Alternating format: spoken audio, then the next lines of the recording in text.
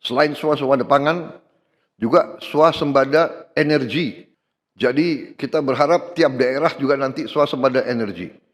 Saya kira Papua punya sumber energi yang sangat baik dan Menteri ESDM juga sudah merancang bahwa daerah-daerah Papua harus menikmati hasil daripada energi yang diproduksi di Papua. Di samping itu, kita ujungnya nanti daerah-daerah yang sulit, kita harus dengan menggunakan tenaga surya atau tenaga air. Ini semua adalah supaya ada kemandirian tiap daerah.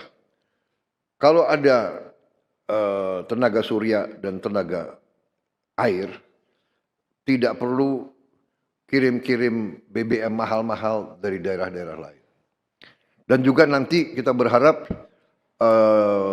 di daerah Papua pun harus ditanam kelapa sawit supaya bisa menghasilkan juga BBM dari kelapa sawit. Juga tebu menghasilkan etanol. Singkong, kasava juga untuk menghasilkan etanol. Sehingga kita rencanakan dalam 5 tahun semua daerah bisa berdiri di atas kakinya sendiri, swasembada pangan dan swasembada energi.